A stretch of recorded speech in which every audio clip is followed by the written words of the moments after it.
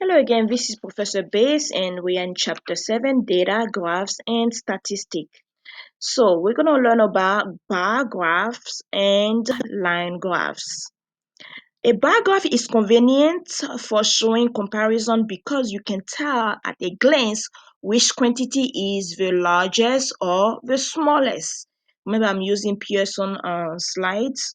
So sometimes a bar graph, especially if it's colorful, it makes it easier for students to actually read the graph itself. You can even see in this graph that the green line, the green bar, is the smallest and the yellow bar is the longest. Now, the first question is how much fat is in a Subway meatball sandwich? So, how much fat is in a Subway meatball sandwich? Now, the Subway meatball sandwich has closer to 15 grams, so therefore is 16 grams of fat.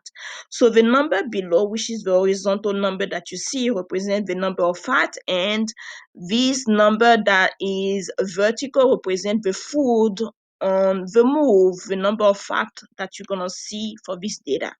So the Subway is 16 grams of fat. Which item contains about 23 grams of fat? So you can see that on the line that you have here, and the bar is between 20 to 25.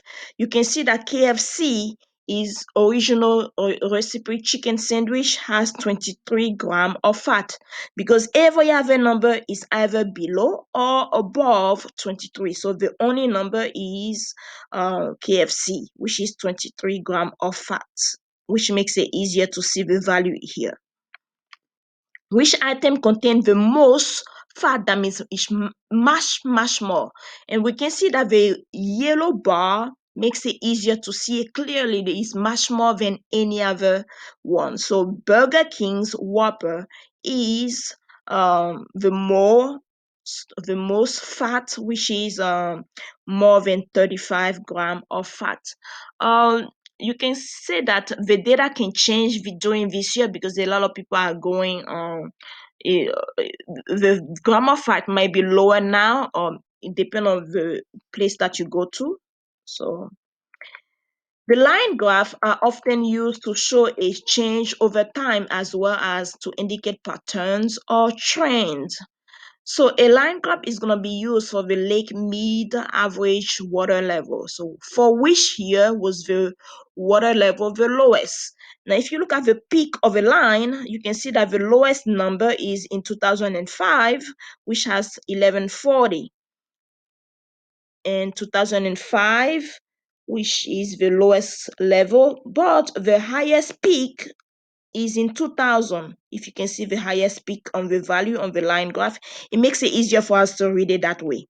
So for which year was the water level the highest? Like we mentioned earlier, 2000. For between what 2 years was the increase in water level the greatest? So the greatest was between 1970 and 1980. So 1970 and 1980 was the 2 year increase in water level, and that was a very high increase, as you can see. Now you can also use the line graph to kind of create the following data for the closing stock market for Microsoft, which started in 1995, which was the lowest one, $5.48, and the highest peak I believe will be in 1999, 58.35 cents, and in 2004, 27.72 cents.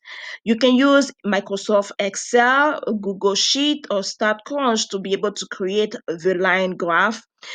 In this value, we have the year, the horizontal, and the price, the stocking price is the vertical value. And we can see that the highest peak is in 1999. And the first value, the lowest peak, as you can see here, is in 1995. We mentioned earlier that in 2004 was 27.72 and 1999 is 58.35 and in 1995 is 5.48, and the